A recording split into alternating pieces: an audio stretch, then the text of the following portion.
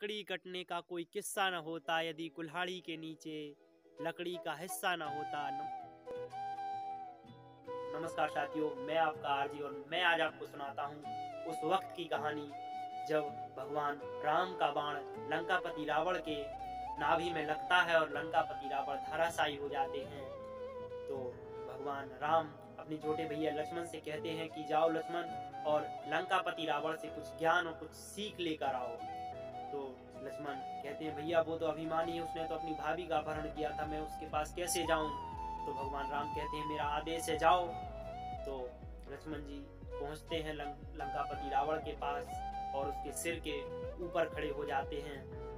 तो कहते हैं कि लंकापति रावण आपसे मेरे भैया ने ज्ञान लेने के लिए भेजा है, मुझे कुछ ज्ञान दो।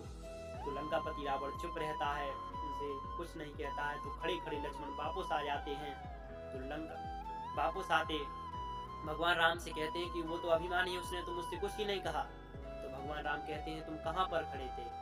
तो लक्ष्मण जी कहते हैं मैं तो उसके सिर के पास खड़ा था। तो कहते हैं ये व्यवहार तुमने गलत किया, इसी कारण उसने तुमसे कुछ नहीं कहा। भगवान राम कुछ बिना बोले ही लंकापति रावण के पास जाते हैं और उसके चरणों में बैठ जाते हैं और कहते हैं कि हे लंकापति रावण, आप मुझसे अधिक ज्ञानी हैं, मुझे कुछ ज्ञान की बातें बताइए।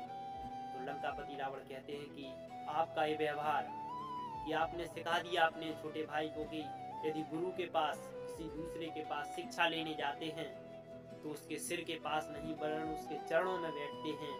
यह व्यवहार मुझे आपका अच्छा लगा। तो भगवान राम कहते हैं कि हे लंकापति रावण, मुझे कुछ ज्ञान की बातें सिखाइए ताकि मैं संसार को बता सकूं कि लंकापति रावण के ये विचार थे।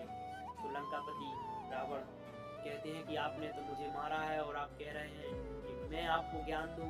तो भगवान राम बड़ी अति सुंदर कहते हैं कि आपने मेरी स्त्री का अपहरण किया था, उसका मैंने आपको दंड दिया है और आप मुझे कुछ ज्ञान की बातें बताएं। तो लंकापति रावण कहते हैं कि मैं आपको बस एक ही ज्ञान की बात बताना चाहता हूँ, वो है कि आपके साथ युद्ध में आपका राज, आप वनवास भटक रहे हैं, आपकी पत्नी चली गई है, तब तक आपका छोटा भाई आपके साथ है और मेरा छोटा भाई आपके पास है, मेरा भाई आप मेरे साथ नहीं है।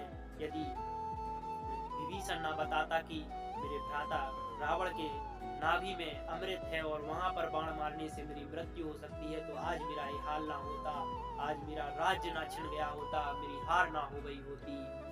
तो ये कहानी सिखाती है कि अपना, क्योंकि अपन कितनी भी बड़ी सफलता प्राप्त कर लें, यदि अपने साथ ना खड़े हों तो वो सफलता खुशी नहीं देती।